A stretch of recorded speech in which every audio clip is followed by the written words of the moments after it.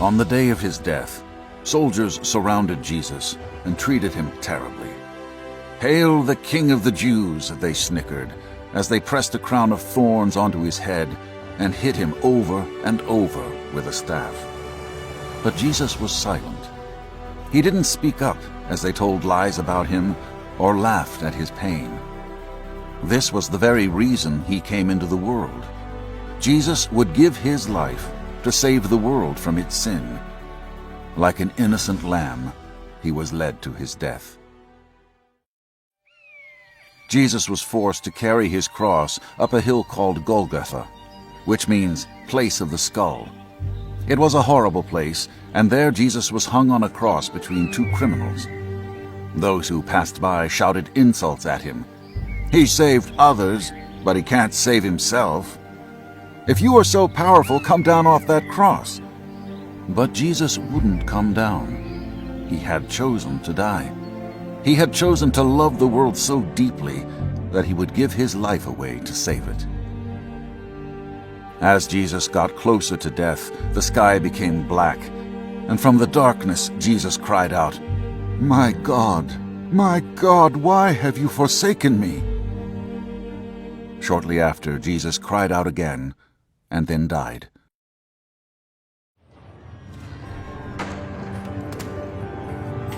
At the moment of his death, there was a violent earthquake. Inside the temple, the thick curtain that once separated a holy God from sinful man tore from top to bottom. These events terrified the soldiers who were there, and they confessed, "This has to be the Son of God."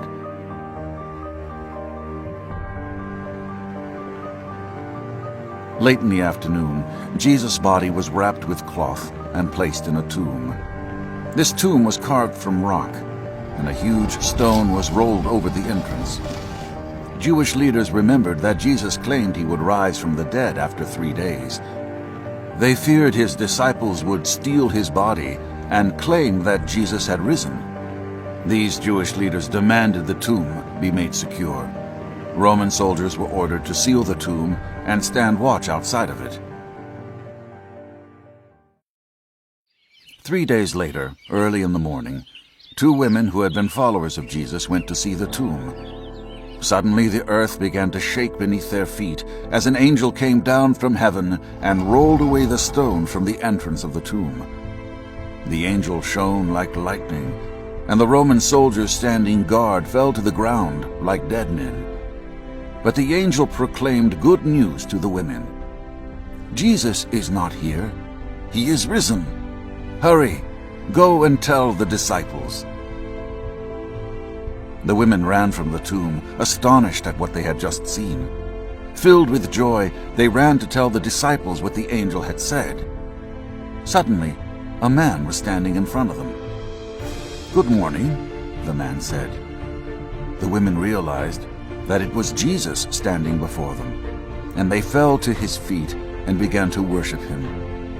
Jesus told them not to fear, and then he told the women to tell the disciples to go to Galilee and that he would see them soon.